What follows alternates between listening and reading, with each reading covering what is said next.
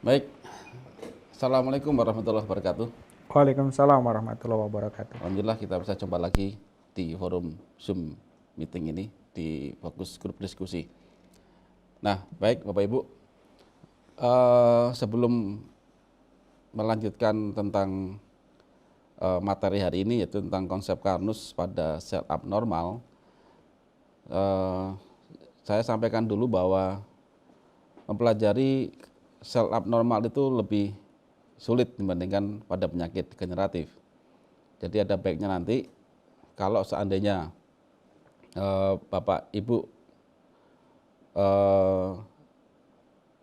agak sulit menerima apa yang akan saya sampaikan pada materi ini, maka saya harapkan Bapak Ibu bisa melihat lagi, mempelajari lagi video pada FGD tentang konsep Karnus pada penyakit degeneratif, begitu. Karena pada video ini saya tidak lagi mengulang dasar dari metabolisme tingkat sel dari makanan kita sampai ke pembangkitan energi yang sempat kami review ya, kami sampaikan secara garis besar itu di video sebelumnya. Baik Bapak Ibu, sekarang kita mulai. Jadi sel abnormal itu adalah sel yang berbeda dengan induknya, dengan asalnya. Jadi kalau sebagai gambaran ya, manusia ini kan organisasi sekian triliun sel, organisasi sekian triliun sel. Setiap sel mati akan diganti selama mendapatkan nutrisi, gitu kan. Nah, kalau diganti kan diganti yang sama. Contoh, saya teriris luka ya. Kemudian selama terpenuhi gizi saya, sistem metabolisme dari makanan sampai pencernaan baik dan sampai ke tingkat sel sehingga sel bisa meregenerasi akan diganti sel yang baru. Jadi mulus lagi. Tapi kalau seandainya kita luka, kemudian jalan proses metabolisme penggantian sel, mitosisnya terjadi, tetapi diganti dengan sel yang berbeda. Taruhlah tumbuh keloid. Ya. Nah itu sel abnormal. Nah dari situlah kita ambil definisi sel abnormal. Jadi mulai dari keloid, tumor, cancer, dan lain sebagainya. Oke, jadi itu overview-nya ya secara singkat. Kemudian coba kita lihat mereka-mereka yang sudah menerapkan konsep Karnus. Saya hanya tampilkan mungkin di video kali ini hanya mungkin totalnya ada 4 orang yang kami tampilkan, tetapi di data kami yang ditangani oleh para pendekar kami, yaitu mereka yang sudah mempelajari konsep Karnus dan menerapkannya di terapis dan dokter kami, sudah banyak sekali yang sembuh sejak tahun 2017 sampai sekarang. Contohnya Mutiara Sari ya. Ini memang yang kita awasi dan langsung di bawah kami langsung official sejak tahun 2017.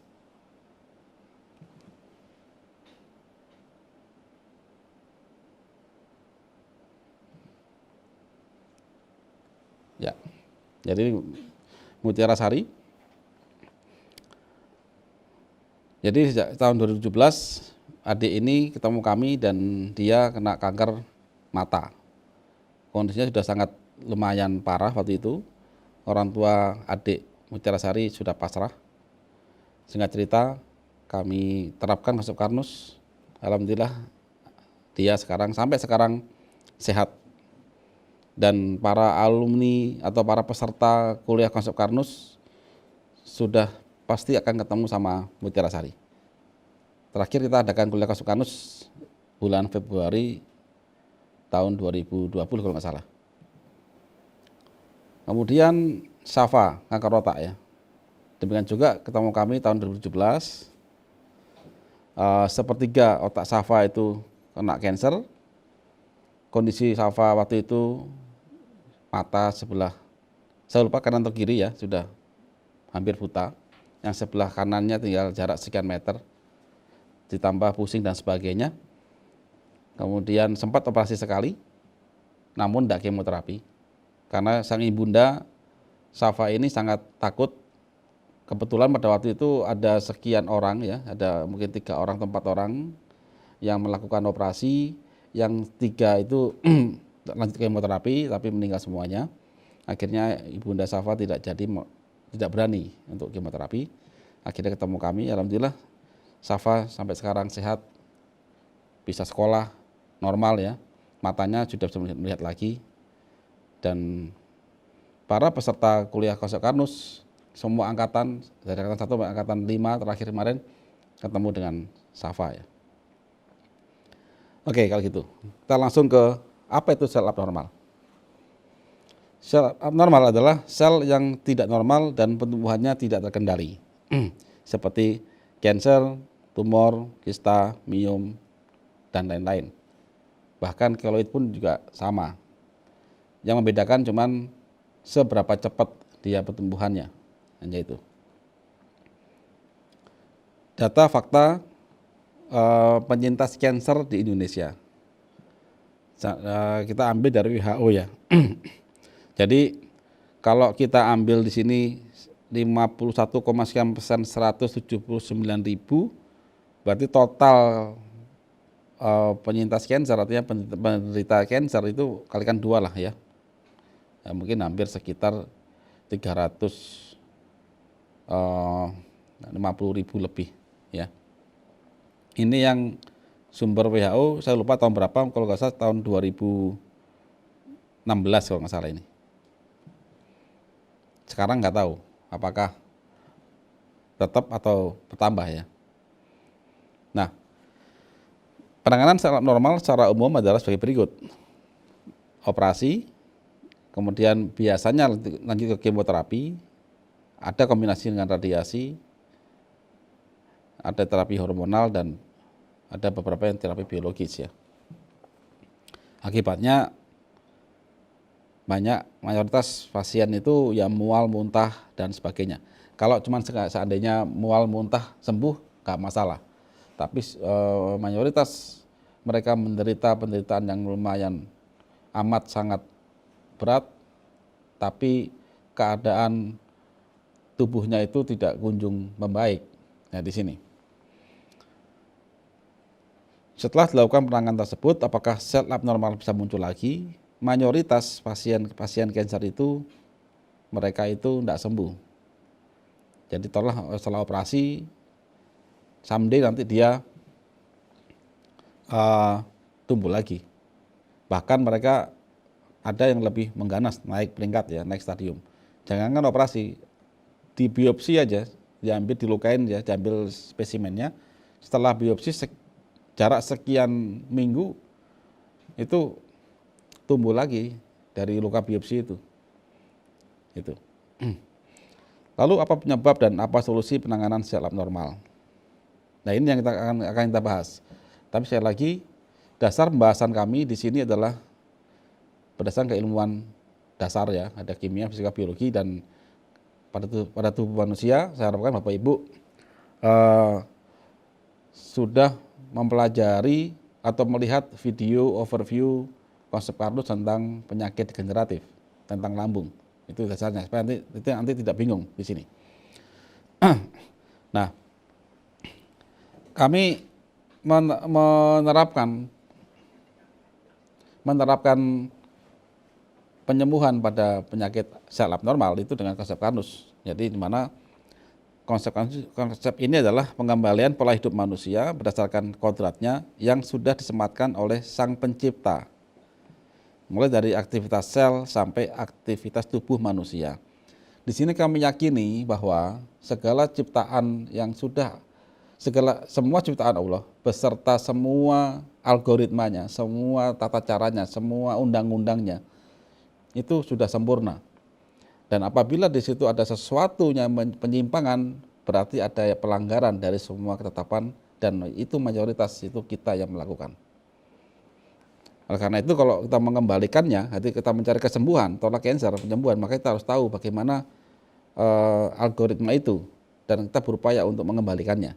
Inilah yang kita baca di konsep Karnus.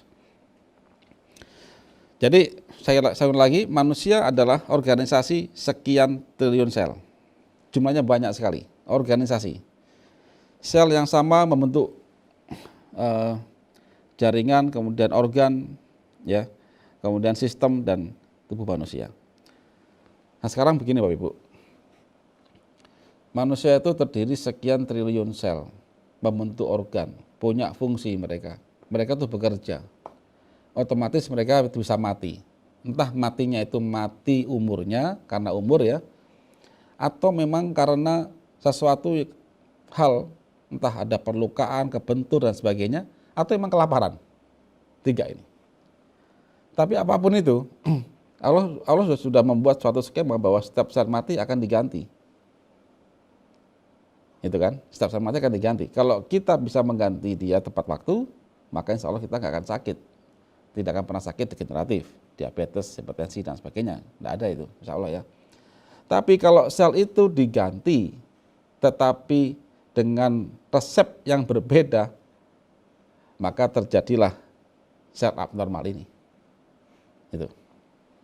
Jadi kalau begitu ada sel abnormal satu saja, dia berubah, maka bentuk jaringan abnormal, organ abnormal sudah. Oke, manusia akan sakit, tumor, kanker dan lain-lain.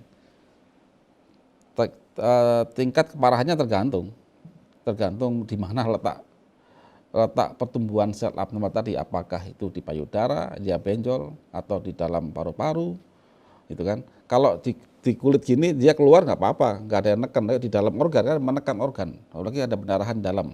Nah ini yang potensi membunuh manusia. Nah ini gambarannya sel abnormal itu dan sel normal dan sel abnormal. Kalau sel normal dia pembelahannya itu teratur ya, dikendalikan, karena bayangkan kita ini sekian triliun sel. Anggap aja negara kita lah. Negara kita itu 270 juta manusia. Masih ingat nggak program KB dulu? Bagaimana untuk mengupayakan suatu daerah untuk ada angka kelahirannya itu diatur pemerintah. Sama juga dengan sel. Sel itu kelahirannya, mitosnya juga diatur, dia ngatur, gitu kan. Oh kamu hanya boleh 1 dari 2, gitu kan. Jumlahnya jika berlebih maka itu akan dikendalikan sendiri oleh tubuh.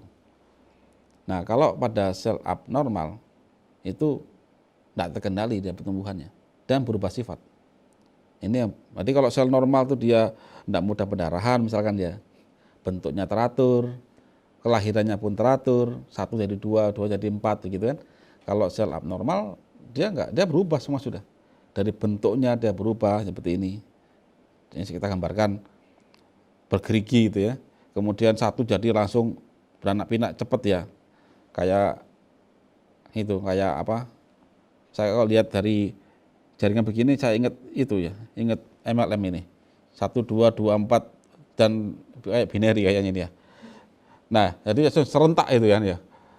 Terjadi juga di dalam cancer atau abnormal ya. Oke. Sekarang kita lihat perbedaannya dan persamaannya. Sel normal dan sel abnormal. Oke, kita ada 3 parameter. 1 nutrisi,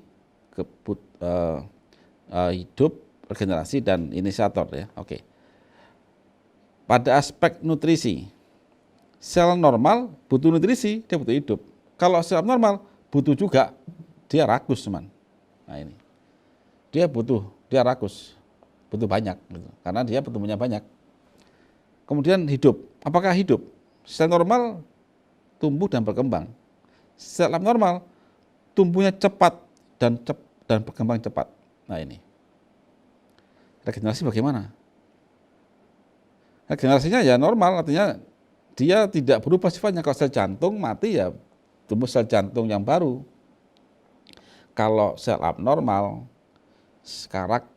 melahirkan sifat dan karakter berbeda dari sel asalnya. Contoh, sel payudara mati, kemudian ada yang merubah sifatnya sehingga timbullah benjolan atau tumor payudara.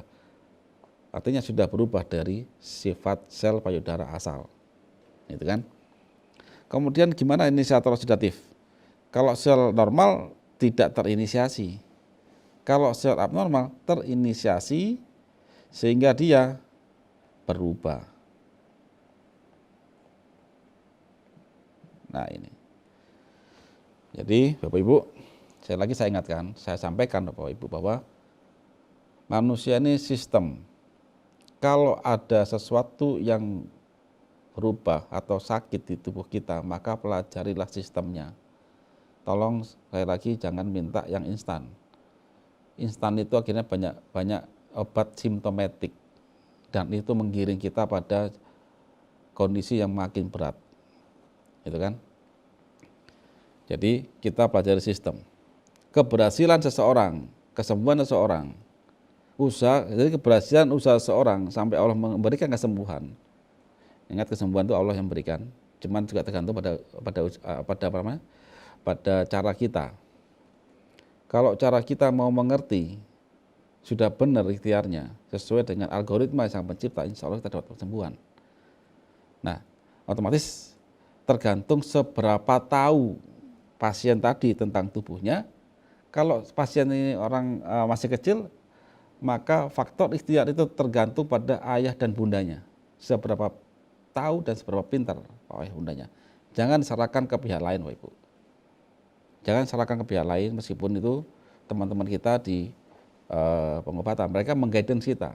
Tapi tindakan setiap hari, setiap detik, keputusan kita pada putra-putri kita itu di tangan ayah bundanya atau orang yang merawatnya ya. Dan itu butuh pengetahuan. Oke, apa penyebab sel abnormal? Setelah kita pelajari, adanya inisiator oksidatif. Dan juga ada sesuatu yang merubah DNA. Intinya begini, sel abnormal itu akan tumbuh, akan lahir dari semua sel yang mempunyai DNA.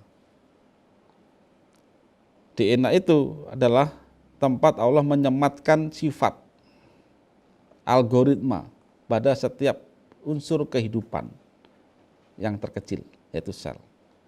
Dalam DNA itu adalah terdapat pusat informasi dan pusat berpikir. Nah, kalau di tubuh manusia itu otak ini adalah DNA. Di tingkat sel itu DNA seperti otak ya. Nah, sel abnormal itu akan terjadi jika DNA ya itu ada yang berubah. Otomatis ada yang merubah.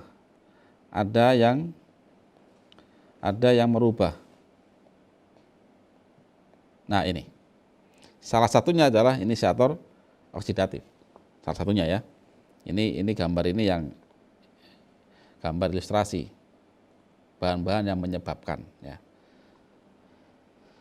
Nah, di sini saya akan membuat proses terjadinya sel abnormal pada tubuh manusia. Jadi ingat, terjadinya sel abnormal itu adalah terjadi pada semua sel yang mempunyai DNA. Kalau sel itu tidak punya DNA, maka nggak akan terjadi sel abnormal. Apa contohnya yang tidak punya DNA? Ya, sel darah merah. Sampai sekarang kan belum ada kanker sel darah merah. Kalau kanker darah putih ada, sebab darah putih punya DNA. Itu. Nah, proses terjadinya sel abnormal versi konsep Carnus ya. Saya batasi ini versi konsep Carnus. Ini hasil pemikiran kami. Ada terjadi secara langsung dan terjadi tidak langsung. Saya perbesar. Ini gambar DNA kita. Ini gambar RNA kita. DNA ini terdapat di dalam nukleus. Dia adalah tempat Allah menyematkan semua sifat, semua karakter, dan semua resep tentang hereditas atau genetis dari setiap sel. Itu kan. Nah, tempatnya ini, DNA ini ada dalam nukleus. Nah, dalam nukleus. Kalau sel abnormal terjadi secara langsung, maka ada sesuatu yang langsung masuk ke nukleus, merubah dia. Nah, otomatis seluruh hasil mitosis sel, jika ini berhasil berubah, maka dia langsung berubah. Gitu. Jadi begitu sesuatu masuk ke DNA ini dan dia berhasil merubah, maka seluruh hasil mitosis berubah dari sifat sel asal. Karena dia berubah sifat, maka sistem produksi zat metabolit dari sel tadi akan berubah. Yaitu apa produksinya? Sel itu bisa memproduksi sesuatu untuk dia komunikasi dengan sel yang lain. Ingat, manusia itu sekian triliun sel. Sel itu bertetangga. Komunikasi dia dengan apa? Hormon dan enzim. Kalau kita bicara itu komunikasi kita. Kalau mereka tidak. Mereka dengan senyawa-senyawa kimia, dia punya hormon dan enzim. Ada sel yang hanya menerima hormon, ada sel yang menerima dan juga mengeluarkan. Tergantung organ apa itu, sel pada organ apa. Nah, akhirnya setelah sifat sel berubah, hormon enzim berubah, maka dia berpotensi untuk merubah sel tetangga, artinya sel yang berinteraksi dengan dia, sel yang menerima hormon dari dia. Hormon itu apa? Hormon itu adalah satu skema, suatu zat kimia ya dalam yang dibuat oleh suatu sel yang berisi perintah. Itu. Nanti kita coba saya jelaskan lebih lanjut nanti pada next slide. Kemudian ini bisa terjadi pada seluruh sel yang punya DNA. Ingat. Nah ini. Oke, ini yang terjadi secara langsung ya. Secara langsung. Terus bagaimana yang tidak langsung? Kok bisa nggak langsung? Nah begini Bapak Ibu. Sel itu ibarat suatu rumah di mana ada kepala rumah tangga, kemudian ada bagian dapur. Kepala rumah tangga itu suami istri, itu DNA. Sedangkan selain itu adalah bagian supporting rumah tadi. Ada dapur, ada pembantu dan sebagainya. Gitu kan? Nah, setiap perintah dari DNA itu akan tertranslansikan dalam bentuk messenger RNA. Ibaratnya apa? Ibaratnya kalau di rumah. Setiap perintah dari the big boss, dari suami istri itu ke pembantunya, dia mau makan rawon, maka dia perintahkan ke pembantu atau ke yang masak, saya mau makan rawon, ini resepnya, ini uangnya, maka dia masak. Nah, bagian dapur yang mengeksekusi itu adalah ribosom. Ingat ya, yang punya rumah itu nukleus, DNA, suami istri tadi, kemudian dia bikin resep, itu messenger RNA, kemudian messenger RNA akan bicara ke dapur, bagian dapur akan membaca dan memasak. Membaca dan memasak itu dikerjakan oleh ribosom. Hasilnya masakannya itu adalah rawon atau sesuai yang dipesan. Kalau di dalam sel itu adalah enzim atau hormon. Nah, sudah ya, di sini bisa pahami ya. Kalau proses abnormal terjadi tidak langsung, itu dia tidak perlu merubah pemilik rumah. Dia tidak perlu merubah ke nukleus, tidak. Tapi dia akan langsung merubah resepnya. Contoh, suami istri tadi menulis resep rawon. Rawon itu, karena saya orang Surabaya suka makan rawon ya, dagingnya itu 1 kilo, keluaknya itu mungkin 200 gram misalkan ya. Nah sama si inisiator atau sesuatu dirubah, dibalik Pak. Dagingnya itu 200 gram, keluaknya 1 kilo. Nah itu, dirubah resepnya. Nah bagian dapur tidak berdaya, dia mengeksekusi. Begitu messenger RNA atau resep itu dirubah, maka ribosom akan mengeksekusi. Akhirnya lahirlah hormon atau enzim yang berubah sifatnya.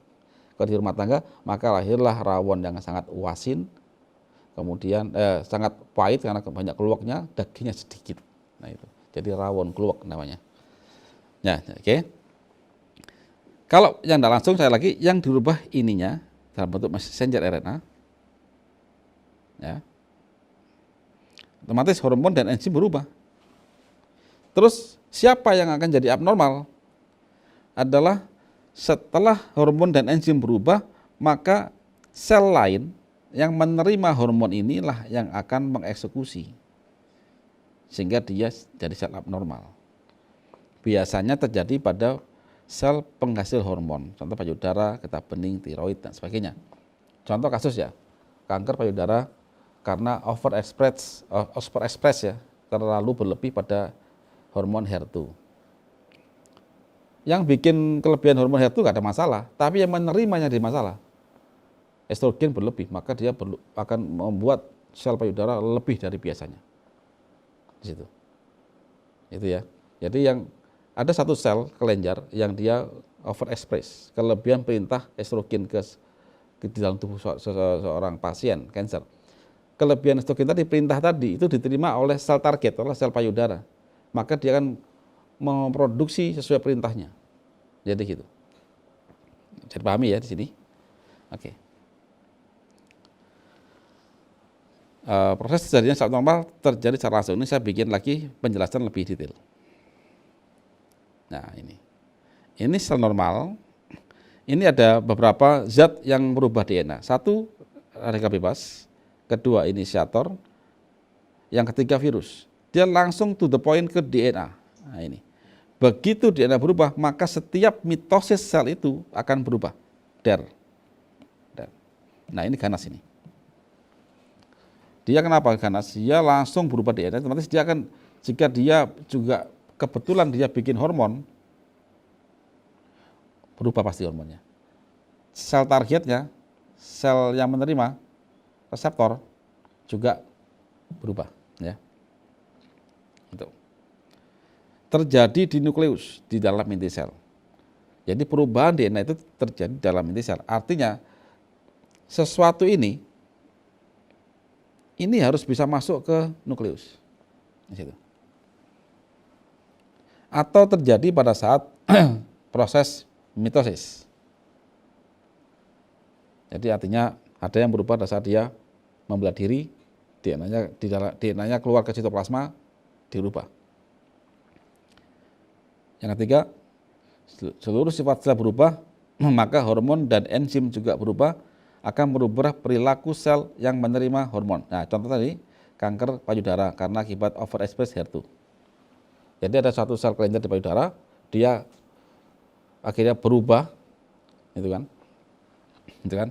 Kemudian kansernya ini overexpress HER2. Nah, yang sampai satu, saya bawa ke sini. Kebetulan dia, sampai contoh seandainya ya, ini dia mengeluarkan estrogen, kemudian diterima oleh sel payudara normal, karena dia overexpress, maka dia akan melahirkan banyak-banyak sel sesuai dengan perintah hormon yang diterima. Padahal hormon itu dikeluarkan oleh sel yang sudah berubah sifatnya. Itu ya. Jadi perintah itu bukan lagi dari perintah sel yang benar, tapi perintah itu dikeluarkan dari perintah sel yang sudah berubah. Nah,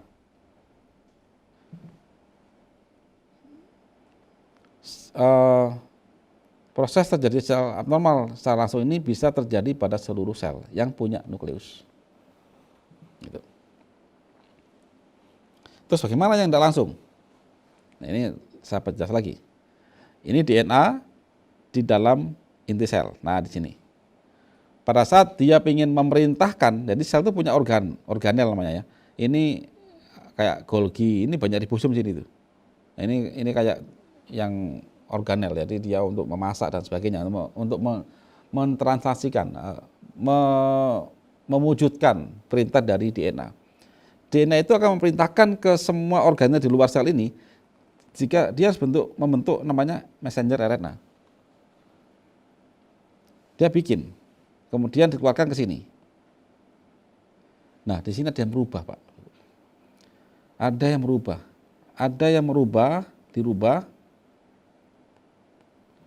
Akhirnya semua resep yang diterima oleh juru masak ini, ribosom dan kawan-kawannya ini sudah tidak sama lagi dengan resep awal. Akhirnya menghasilkan hormon dan enzim yang berbeda. hormon ini diterima oleh sel normal, ingat hormon itu perintah ya, itu diperintahkan maka dia langsung eksekusi. Maka sel ini akan melaksanakan perintah dari hormon ini. Biasanya 1, 2, 1 jadi 3, nah itu sudah berubah kan. Jadi biasanya 1 jadi 2 mitosisnya itu. Nah sekarang dia 1 jadi langsung 3.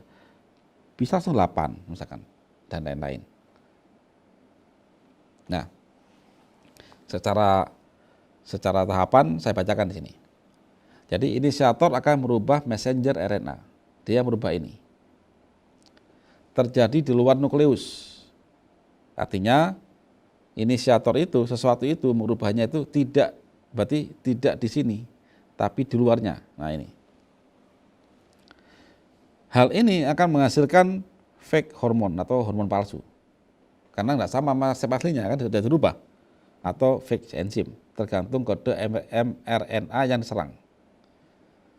Fake hormon dan atau enzim ini akan diterima oleh sel reseptor. Nah ini. Sel yang nggak tahu apa-apa ini melaksanakan, kan diperintahkan, dia nggak tahu. Maka sel reseptor ini menjadi sel abnormal. Apabila sel reseptor tidak mengeluarkan hormon, maka tidak ganas. Jadi kalau sel itu kebetulan dia hanya menerima saja, menerima perintah tok tanpa dia bikin perintah yang lain, maka tidak ganas.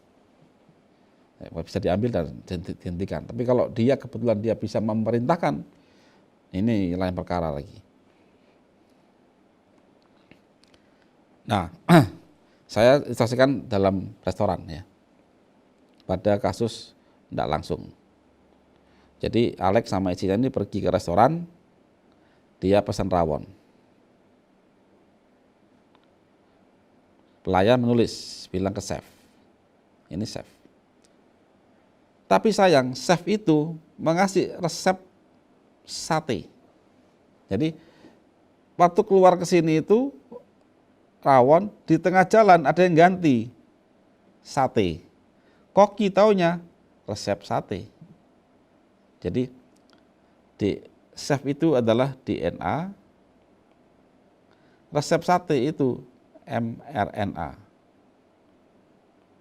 Nah ini. Kemudian ya koki ya ini ribosom. Masak sate. Sudah nggak sama hormonnya di sini. Ya kan? Nah, kalau ini terjadi pada dunia tingkat sel, anggap aja ini sate ini akhirnya melahirkan sel abnormal dan kita cuman sekedar mengoperasi atau membunuh sel abnormal tadi. Setiap sel mati akan diganti. Ingat pada saat Bapak Ibu membunuh sel, melukai atau mengoperasi, otomatis ada perlukaan. Ada perlukaan otomatis ada skema untuk mitosis. Pada saat mitosis itu, kalau sampai terjadi perubahan ada sesuatu merubah baik itu RNA atau DNA, ya sudah. Jadi problem di sini ini adalah ada sesuatu yang merubah resep atau ada sesuatu yang sampai merubah dari DNA.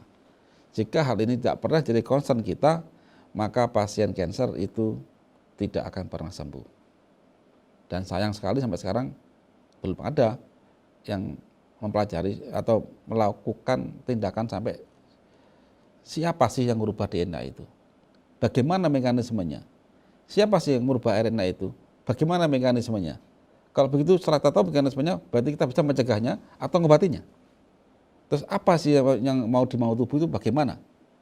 Ini dipahami. Terutama bagi Bapak Ibu yang sekarang sedang kena kanker, maka pahamilah skema tubuh ini. Nah sekarang kita bicara jenis-jenis inisiator oksidatif. Jadi, bentar saya balik dulu.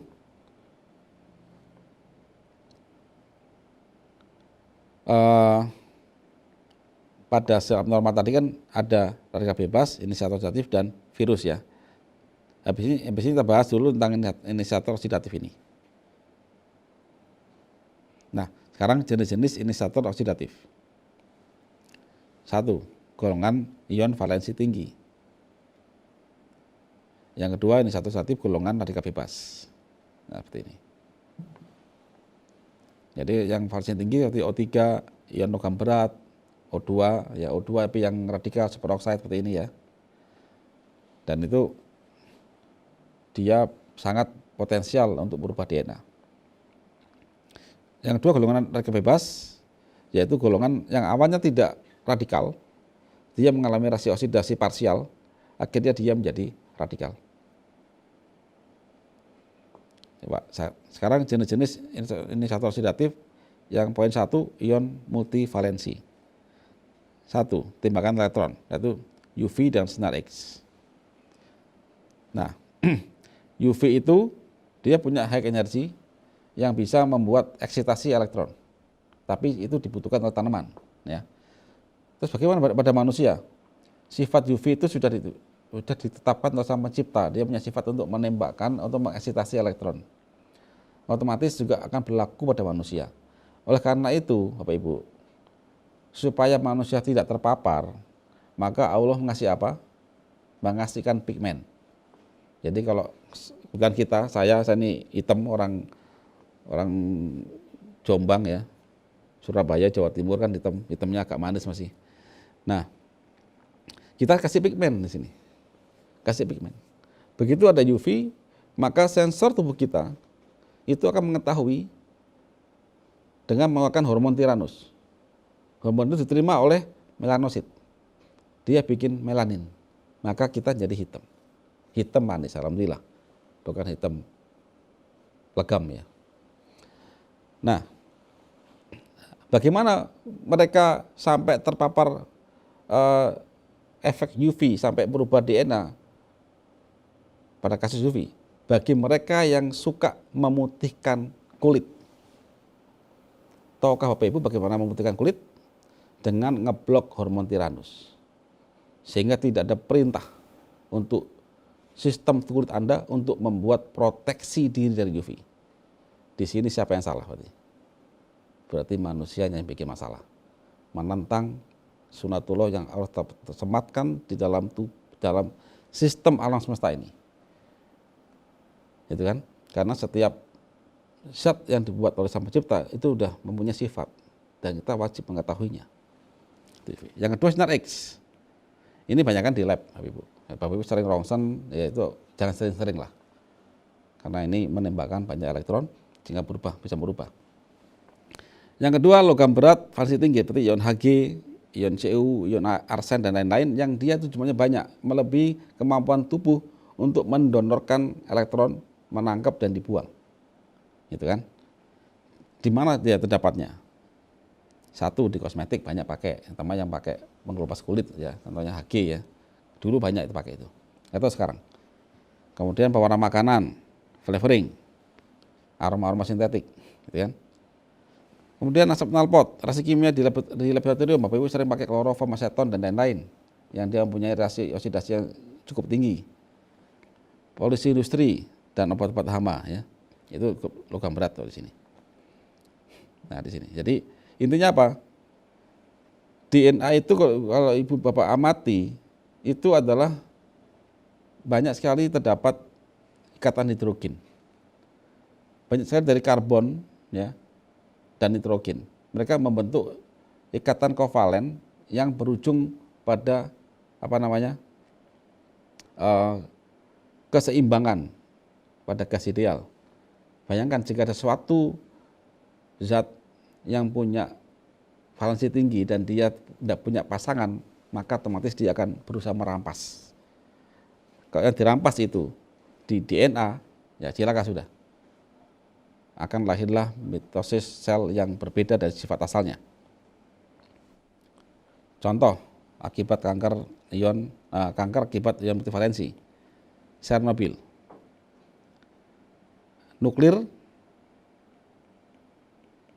meledak, akhirnya dia menginisiasi air. Ini enggak langsung kena orang ini enggak, tapi dia kena air dulu, sehingga air kelebihan elektron. Enggak seimbang dia. Sesuatu enggak seimbang pasti akan berusaha mencari keseimbangan, pasti itu. Dan begitu diminum oleh seseorang di daerah sana, hewan, tanaman, atau manusia yang minum, maka dia pasti akan mengambil ikatan organik mana di tubuh itu yang dia itu lemah, paling lemah, gitu kan. Maka akan dia mengambil hidrogen dari badan yang minum jadi H2O dan radikal yang baru. Yang diambil tadi jika itu pas DNA, ya berubah sifatnya. Kalau diambil pada sel dulu sampai mati ya, mati selnya, gitu aja kan. Tapi sampai setengah mati hanya diambil DNA-nya, diambil satu hidrogen diambil, maka DNA ada berubah. Maka akan ada kehidupan sel yang berubah sifat. Itu. Nah, jika elektron diambil dari molekul tubuh kita, maka akan terjadi kelainan sel dan kerusakan yang parah. Ini.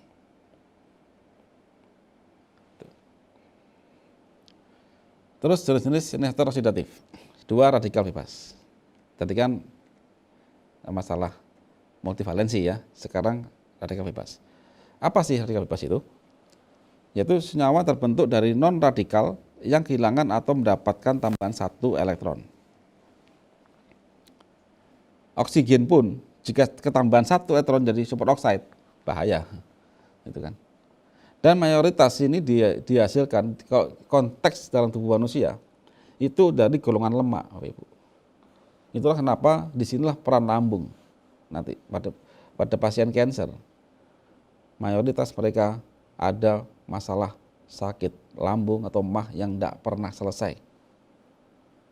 Bukan secara langsung gak akibat mah, tapi secara tidak langsung. Di mana dia? Apabila Bapak Ibu gagal memetabolisme trigliserid dalam tubuh Bapak Ibu, maka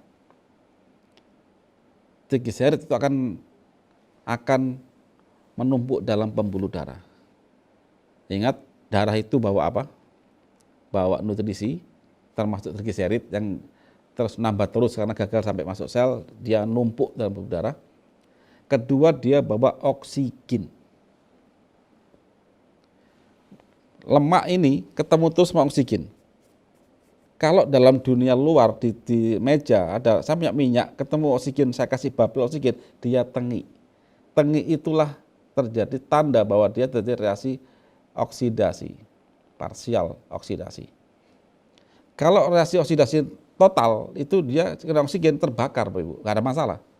Kalau dia parsial tidak terbakar, terbakarnya itu sebagian saja, menghasilkan ion-ion radikal di situ. Bayangkan di tubuh kita ini karena lambung masalah ya. Jadi ingat tolong Bapak Ibu pelajari lagi tentang konsep kanus penyakit degeneratif. Pelajari itu nanti bisa nyambung ke apa yang saya sampaikan tentang trigliserid. TG itu ketemu sama oksigen. Kenapa ketemu sama oksigen tiap hari? Karena kita gagal memetabolisme trigliserid atau lemak yang masuk ke tubuh kita. Ingat, sel itu hanya bisa menerima asam lemak. Minyak yang masuk itu trigliserid, sudah berbeda bentuknya. Kalau kita gagal memecah dia jadi asam lemak, otomatis dia akan ngendon, akan numpuk dalam pembuluh darah. Dengan numpuk dalam pembuluh darah, maka potensi ketemu oksigen every day, setiap detik, setiap menit akan meningkat. Kalau meningkat, maka terjadi proses ketengikan tanda kutip. Kalau dalam bahasa ilmiah itu terjadi reaksi oksidasi parsial yang akan menghasilkan radikal peroksid dan juga bisa keton radikal. Karena ukuran dia kecil, maka dia bisa masuk ke dalam sel. Waktu dia jadi trigliserid, ketemu sel tidak bisa masuk. Waktu dia dipotong secara radikal, jadi radikal peroksid, maka dia bisa masuk dan dia bisa merampas DNA sehingga dia merubah DNA Anda, maka Anda akan jadi kanker. Terserah, mau kanker, tumor, terserah. Tergantung sequence DNA mana atau sequence RNA mana yang akan diambil. Jadi gitu ya. Nah, ini saya langsung fokus ke sini aja karena ini adalah tubuh manusia. Yang paling gampang kita bicara tentang konsep kanus kanker pada tubuh manusia. Nah, saya gambar begini. Ini oksigen, ini lemak trigliserid, maka akan pecah jadi radikal bebas. Radikal bebas ini bisa dinetralkan dengan antioksidan. Tapi kalau Bapak Ibu tidak menghentikan proses ini, maka percuma saja. Makanya karena itu orang kanker kasih antioksidan saja, hanya antioksidan tidak bisa. Karena antioksidan hanya menetralkan radikal bebas. Padahal radikal bebas ini adalah produk dari sesuatu dalam tubuh Anda, makanan Anda yang gagal dicerna. Berarti Anda paham dulu. Kenapa kok gagal? Itu poin pertama. Yang kedua, bagaimana reaksinya? Dia bantu oksigen dan inisiator. Di sini jangan tidak konyol. Kalau itu jangan bernafas, ya mati kita. Ini tangkap ini. Terus perbaiki lemak ini harus segera bisa dirubah menjadi asam lemak. Perbaiki lambung Anda. Itu aja kuncinya. Bagaimana mekanismenya? Tolong pelajari lagi tentang Costocarus, tentang penyakit degeneratif. Meskipun saya masih overview di situ. Tapi nanti kalau mau lebih detail ikut kuliah kami. Angkatan 6, nanti insya Allah habis lebaran. Nah, jadi lemak yang gagal di metabolisme oleh tubuh akan menumpuk dalam darah, membuat pertemuan TG, triglycerid dengan oksigen makin sering, maka potensi oksidasi parsial akan tinggi, terdapat inisiator multivalensi sehingga terjadi oksidasi parsial, radikal bebas sampai ini terjadi. Jadi inisiator yang tadi multivalensi itu dia beraksi dua Bapak Ibu. Dia beraksi ganda. Inisiator multivalensi yang pada slide awal sebelum ini ya, itu berfungsi ganda. Satu, dia bisa langsung masuk ke DNA jika dia besar jumlahnya, atau dia hanya sebagai mak comblang. Antara apa?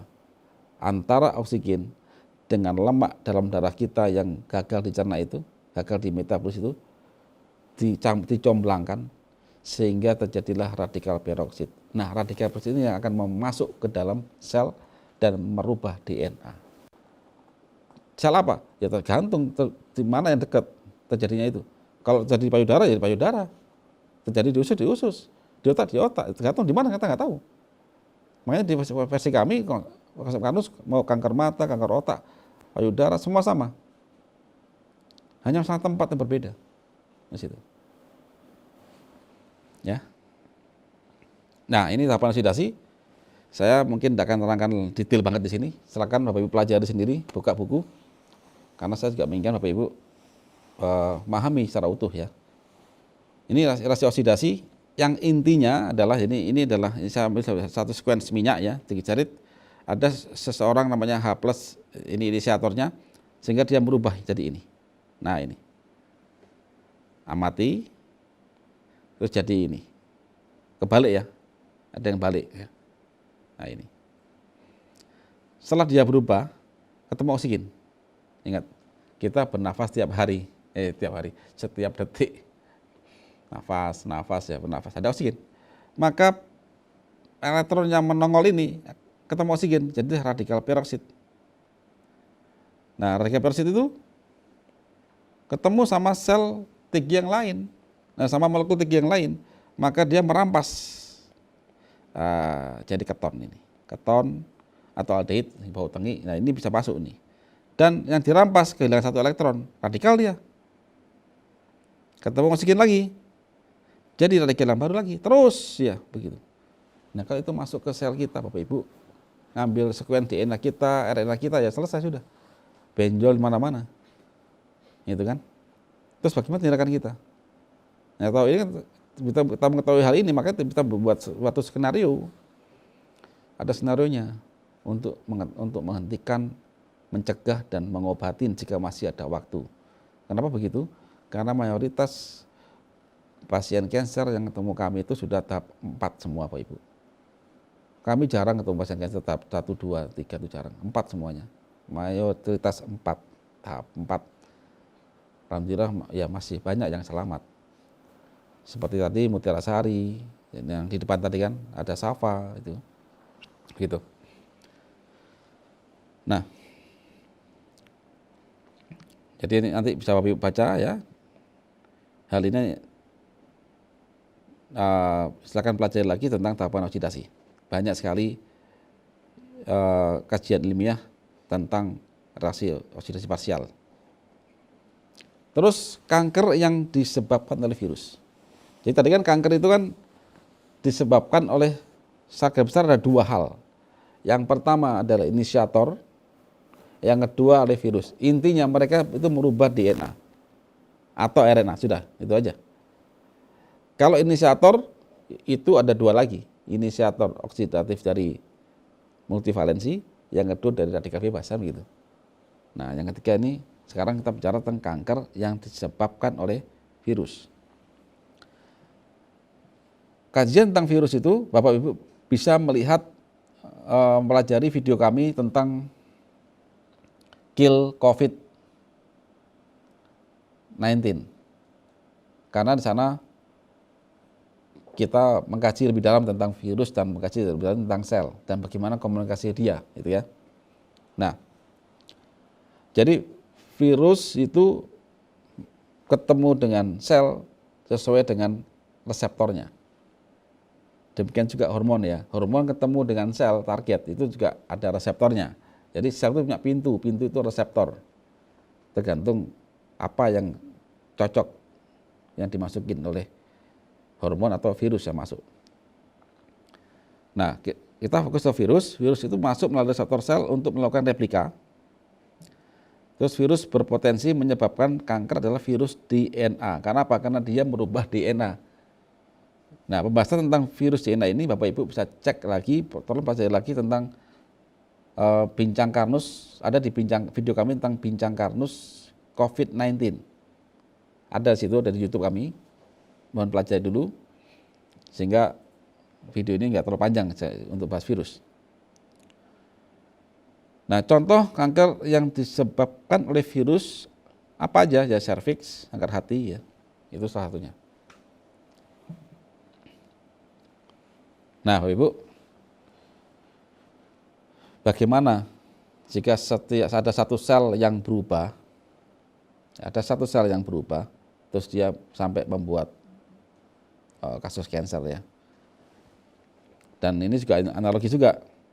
Kenapa pada saat ada satu benjolan nih, Bapak Ibu lukain dengan biopsi tolak itu, dalam waktu singkat itu potensi akan mengganas itu. Kenapa? Karena setiap sel mati akan diganti. Itu sudah hukum Tuhan itu. Ada hukum Tuhan di situ. Cuman kalau di kerumunan itu, kerumunan sel yang sudah berubah semua sifatnya, Ibu Bapak lukain dikit, maka dia pasti akan diganti, tapi mati satu jadi 1000 tubuhnya. Jadi ganas ya.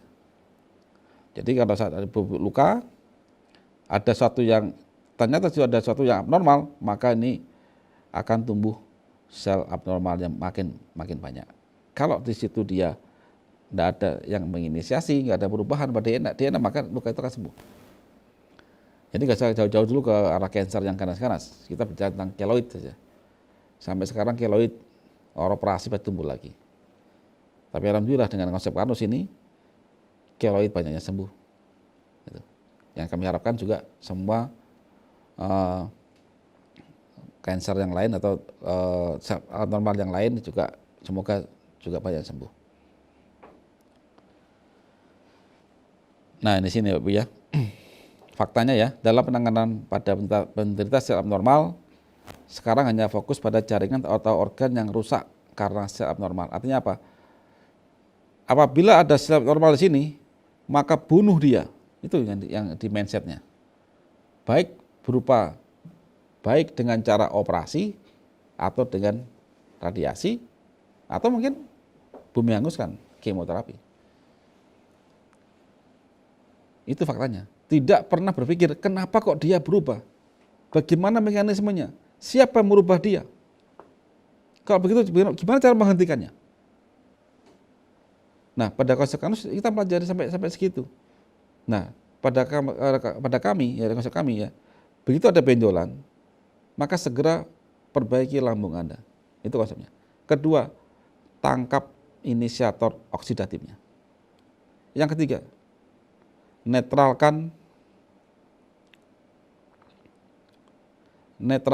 apa namanya? Netralkan seluruh radikal yang terbentuk. Gitu ya. Dengan tambahkan elektron yang tidak berubah dari yang pendonornya. Sebagian silakan operasi. Tapi sebelum operasi lakukan hal tadi. Supaya apa? Supaya begitu Anda setelah operasi, luka itu tidak jadi cancer. Nah, karena itu metode kami gunakan adalah perbaikan sistem tubuh manusia dan lakukan operasi apabila memungkinkan. Tapi kami memang tidak setuju dengan kemoterapi. Kemoterapi itu yang disikat hormonalnya, perintahnya. Tapi kan ngawur perintahnya. Kalau Ibu tidak setuju dengan konsep saya, silakan. Tapi mohon pelajari. Pelajari semua obat kemo. Apa isinya? Kemudian tempatkan pada tubuh Anda. Kemudian role playkan. Role playkan. Sekarang informasi sudah sangat luas. Di internet banyak, baca semua. Ilmu ini bukan hanya milik sebagian kalangan yang punya legitimasi khusus, tapi semua manusia saya kira wajib pelajari hal tentang kehidupan diri dia sendiri. Paling enggak kita bisa mencegah gitu. Nah, terus bagaimana cara melindungi DNA supaya tidak salah perintah? Bagaimana dengan yang sudah salah perintah atau sudah terlanjur jadi pasien? Poin pertama, segera tangkap inisiator dalam tubuh Anda dengan cara terapkan konsep Karnus. Sekarang juga. 1. Tangkap inisiator oksidatif dengan kata kompleks. 2. Perbaiki lambung. Kenapa kok lambung? Setiap makanan yang kita makan itu, Bapak Ibu, itu tidak mungkin tanpa lemak. Dan problem yang paling berat sampai sekarang ini itu metabolisme lemak. Kegagalan metabolisme lemak itu adalah tanda mencirikan, itu kayak gunung es itu. Oh, tinggi TG-mu. Itu gunung es. Di dalam sistem tubuh Anda sampai ke oksidasi di dalam tingkat sel itu nyebutnya makan, Ibu. Dia bikin ATP. Itu tujuannya. Dari apa bahan bakunya? Sel hanya bisa menerima glukosa, asam lemak, keton. Itu kan? Bahkan protein glukosa sama keton. Dengan proses-proses biokimia yang rumit. Jika Bapak Ibu mengetahui hal itu, insya Allah akan lebih paham ya. Nah, apabila sampai tubuh gagal memetabolisme lemak tadi, maka dia akan menjadi ancaman silent killer secara tidak langsung. Begitu dia teroksidasi oleh oksigen akibat ada inisiator, maka resiko kanker akan naik. Kalaupun belum kanker, Bapak Ibu, tensi itu akan naik turun, diabetes akan terjadi, asam urat akan tinggi, dan lain-lain. Itu pada penyakit degeneratif. Nanti mohon Bapak Ibu pelajari penyakit degeneratif yang pada FGD kami sebelumnya. Nah, dengan lambung yang sehat, maka semua sel dapat nutrisi makanan dan tidak ada pengendapan atau penumpukan materi-materi yang bisa menjadi radikal bebas. Gitu. Terus bagaimana cara mudahnya? Lambung kami ya dengan alkosereal kan terbukti bagi penyakit degeneratif. Kemudian ya makanlah banyak lauk dan beraneka ragam. Plus pahamilah, ya ada pahamilah. Bahan makanan apa yang mengandung inisiator oksidatif? Pahamilah bahan makanan apa yang mengandung inisiator oksidatif. Apabila Bapak Ibu sudah terlanjur kena kanker, itu sudah tanda bahwa dalam tubuh Anda itu sudah sangat banyak inisiator oksidatif. Maka pahamilah. Apa aja dia? Sesuatu yang mempunyai inisiator oksidatif dan itu masuk ke tubuh Anda atau menempel di kulit Anda. Kosmetik sudah tolong dihindari. Apalagi yang pakai pemutih dan lain-lain, tolong buang itu. Yang kedua, seluruh makanan-makanan yang menggunakan flavor. Yang ketiga, pewarna makanan. Hindari, cari. Yang keempat, hindari makanan-makanan yang dari lemak yang dimodifikasi, modified. Seperti creamer. Ya. Hindari dulu. Nanti kalau sembuh silakan minum creamer lagi. Itu, silakan. Sekarang hindari dulu. Tapi kalau saya sarankan dan jangan.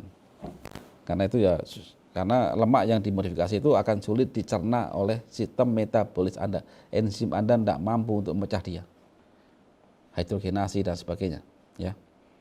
Kemudian berhenti makan sebelum kenyang. Nah, setelah saya makan minum Algati. Dosis Algati high dosis. Pada cancer itu mulai 1x1 sampai ke 7x1.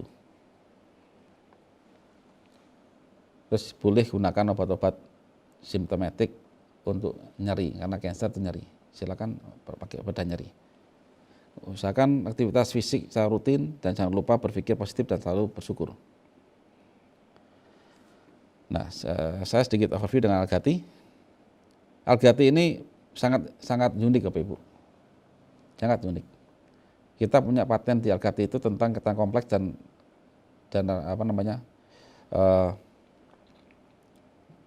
antioksidan. Tapi yang paling penting itu adalah ketan kompleks. Yang dia bisa menangkap inisiator oksidatif. Kalau antioksidan banyak, silakan pakai banyak produk. Tapi ketan kompleks itu enggak semua produk ada. Karena begini, antioksidan itu hanya menetralkan radikal bebas. Sedangkan radikal bebas itu adalah bentuk derivat turunan dari makanan atau lemak atau zat lain yang dipecah tidak sempurna dalam darah Anda. Yang dikatalis oleh inisiator. Jadi kalau Anda menghentikan reaksi oksidasi ini, radikal bebas ini, otomatis hentikan reaksi oksidasinya. Tangkap inisiatornya, kemudian bahan bakunya kayak lemak itu segera itu dimetabolit. Kalau kita hanya fokus ke radikal bebas, penetralan dengan antioksidan, maka Bapak Ibu seperti capek mengepel lantai, tapi membiarkan orang berlalu-larang pakai sepatu penuh lumpur. Mestinya jika ingin bersih, oke dibersihkan, butuh antioksidan. Tapi hentikan dong reaksinya. Begitu. Dan tubuh itu sudah diberi sang pencipta antioksidan. Apa contohnya? Adalah ya glutathione contohnya wis. Ada enzim katalase misalkan.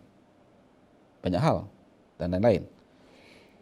Nah, ini adalah Algati dan green tea. Algati punya ketan kompleks, green tea tidak ada. Green tea hanya antioksidan.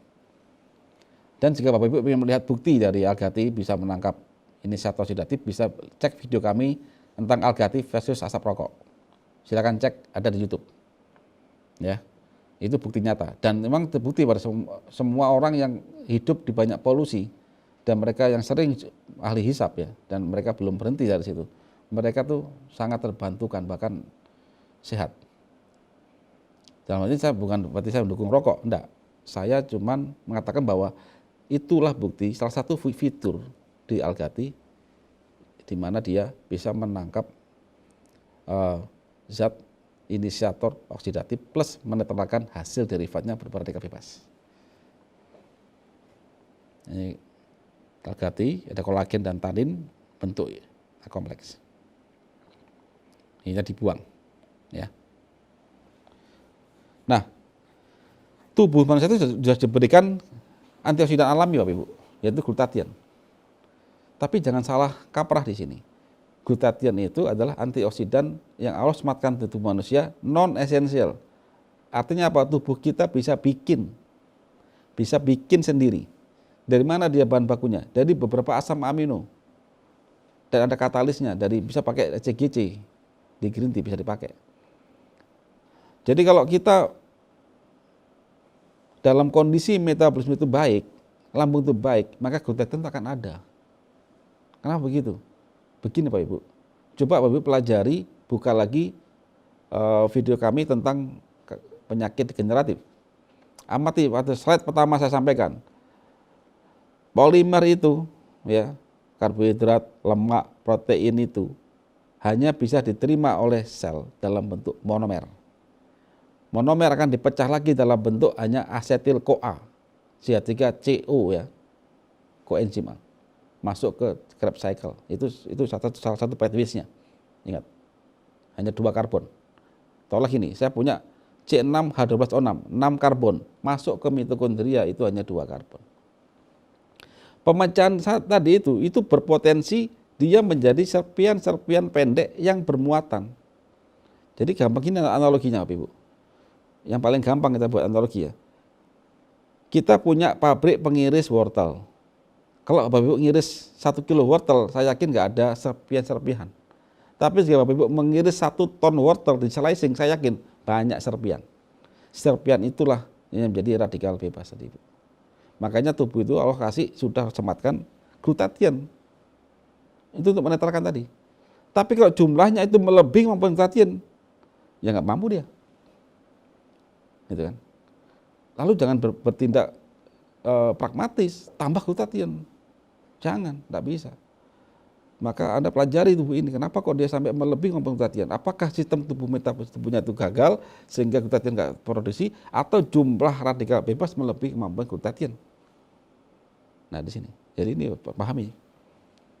Nah, jadi glutathione itu adalah antioksidan berbentuk protein, berfungsi melindungi kerusakan sel akibat oksidasi radikal bebas, peroksida, dan logam berat. Dan dia antioksidan non esensial karena bisa dibuat oleh tubuh kita sendiri, gitu kan? Nah kalau kita mengimport glutathione diminum lewat mulut karena bentuknya protein, kena asam lambung kita, ya rusak, percuma. Maka kita harus berpikir ilmiah di sini.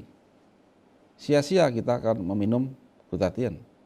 Kalau Anda suntik silahkan, tetapi masalahnya satu, produk yang Anda suntik ke tubuh Anda, glutathione itu apakah sama dengan produk glutathione tubuh Anda sendiri? Ini sepahami. Tapi saya masyarakat ini memang sayang sekali masyarakat itu pragmatis, pendek pikirnya. Akhirnya dia malah mendapatkan hal yang makin mudorot. Gitu kan. Jadi kalau glutathione diminum, ya ini sudah saya jelaskan tadi. Nah, fungsi antioksidan akan hilang. Terus bagaimana untuk bikin glutathione? Sebenarnya tubuh itu sudah bisa bikin sendiri. Asal lambung Anda baik, makanan yang baik, selesai. Bisa kok dia bikin sendiri. Nah, tapi pada kasus cancer, orang sudah terlanjur rusak ini, sistem rusak, maka kita bantu. Salah satu triggernya, L-cysteine, L-terpepsid, dan glisin itu ada di dalam produk Algati dan Algago sereal. Itu banyak melimpah itu. Di Algati punya ECGC. Nah, green tea itu dia tinggi di sini nanti, maka dia akan memboosting, membantu untuk produksi glutathione. Nah contoh ya, sekarang saya ambil contoh dari pendampingan kanker kolon stadium 4. Ini ada Ibu Saminto, beliau dari Klaten, kanker kolon stadium 4. Bulan April 2015, beliau koma setelah operasi sekali dan sempat kemo sekali. Kemudian pihak rumah sakit mengatakan bahwa sudah sulit ya, do nothing. Kemudian alhamdulillah dari keluarga akhirnya menyuntikkan, dibantu suster selama 5 hari, disuntikan Algagut dan Algati. Beliau terbangun dan sembuh sampai sekarang. Nah, ini beliau. Kemudian Januari 2016 ini beliau.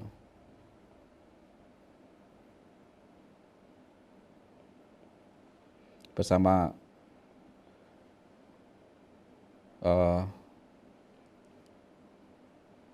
putri menantu ya. Tes marker 3+. Januari 2016, kejadiannya April 2015. Pada saat bangun dari koma ini, pihak teman-teman kita di medis ya skeptis ya, artinya paling bertahan hanya 6 bulan. Tapi alhamdulillah April 2015 beliau sadar dari koma, ini Januari 2016, berarti lebih dari 6 bulan sudah. Ini CA markernya pada tanggal 13 Juni 2016, sudah 4 ya. Kemudian Januari 2017, alhamdulillah beliau makin sehat. Kemudian 2018, alhamdulillah beliau sekeluarga, ini beliau makin sehat sampai sekarang. Dan sampai sekarang masih sehat, alhamdulillah. Kemudian kanker kelenjar getah bening stadium 4 dan diabetes.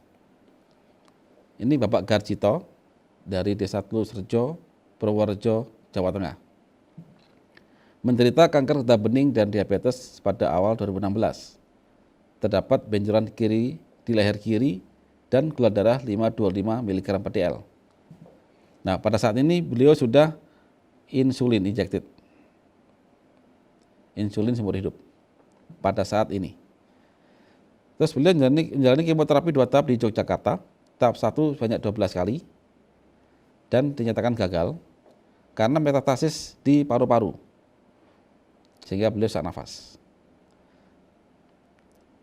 Tahap 1 itu dimulai Januari sampai Desember 2016. Kemudian tahap 2 itu Januari 2017 sampai April 2017. Ketemu kami itu sudah sangat parah ya. Ketemu kami itu waktu kami sedang ada seminar di Hotel Lord Inn Solo pada April 2017. Ketemu kami, alhamdulillah beliau menerapkan konsep Karnus. Tanggal 22 ketemu kami di Solo di Lord Inn. Kemudian sejak itu dia menerapkan konsep Karnus, Algati ya dan Algagut dan stop kemoterapi karena memang sudah do nothing, sudah nggak mungkin lagi ada kemoterapi. 3 bulan pemakaian konsep Karnus dengan Algati ya, beliau sembuh dari diabetes. Beliau sudah menghentikan suntik insulin sampai sekarang. Ada videonya di YouTube ada, silakan cek Bapak Garsito di Karnus Media. Bulan ke-11 konsumsi Algati dan penerapan konsep Karnus yaitu pada tanggal 3 Maret 2018 beliau check up dan dinyatakan bersih dari kanker. Ini beliaunya. Kemudian ketemu kami bulan April 2017, ini bulan Mei. Jadi April, Mei, 1 bulan ya. Juni. Ini sekarang. Alhamdulillah beliau makin sehat sampai sekarang. Nah, Bapak Ibu, demikian paparan saya. Untuk selanjutnya kita masuk ke sesi tanya jawab. Saya kembalikan ke host.